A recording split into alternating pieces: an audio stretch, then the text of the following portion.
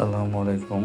আমাদের ইনকিউবেটরে বসানো কিং কোয়েলের ডিমগুলো সপ্তম দিনে আমরা ক্যান্ডেলিং করেছিলাম। তো এখন আমরা দেখব আমাদের ডিমগুলোর কী অবস্থা।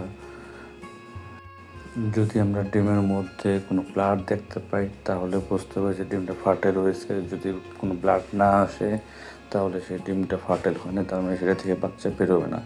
এই যে ডিমটা, এটাতে কোনো ব্লাড নাই, এই ডিমটাতে বাচ্চা হবে না। তারপরে আমরা একটা ডিম নিলাম, এই ডিমটাতে এখনও কনফিউজ, মেবি নষ্ট হয়ে ডিমটা, এই ডিমটাতে যে ব্লাড চলে আসছে, তার মানে এই ডিমটা আলহামদুলিল্লাহ বাচ্চা হবে। তো আমাদের পরবর্তী একটা ডিম নিলাম, এটা বাচ্চা হবে, এটা ব্লাড চলে আসছে। এই ডিমটা আমাদের ব্লাড আসে নাই, তার মানে এই ডিমটা বাচ্চা হবে না। এই ডিমটা যে ব্লাড চলে আসছে, দেখেন এই ডিমটার বাচ্চা হবে। তো এইভাবে আমরা প্রতিটা ডিমই চেক করবো। যে ডিমটা 7 দিন পরে ব্লাড না আসবে সেই ডিমটা আমরা ইনকিউবেটরে রাখবো না, ইনকিউবেটর বের করে দেবো।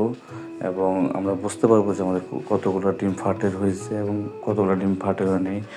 এবার আমার যে ডিমগুলো আমি ইনকিউবেটরে বসিয়েছি বেশিরভাগ ডিমগুলো ছিল ফ্রিজে, এবং আমার 3 মাস পুরনো ডিম ছিল। তো দীর্ঘদিন হয়ে যাওয়াতে বেশিরভাগ ডিমগুলোতে আমার বেবি আসবে না জানি আমি।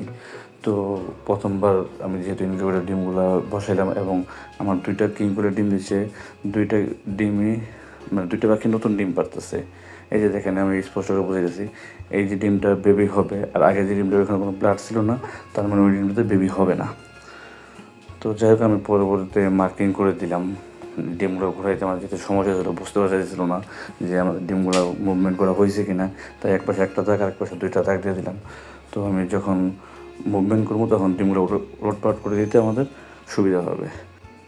যেটা বলতেছিলাম যে আমার 2টা পাখি এবার ফার্স্ট টাইম ডিম দিচ্ছে, সেক্ষেত্রে দেখা গেছে বেবির পার্সেন্টেজ একটু কম আসবে। তো দেখা যাক কী হয়, সবাই দোয়া করে।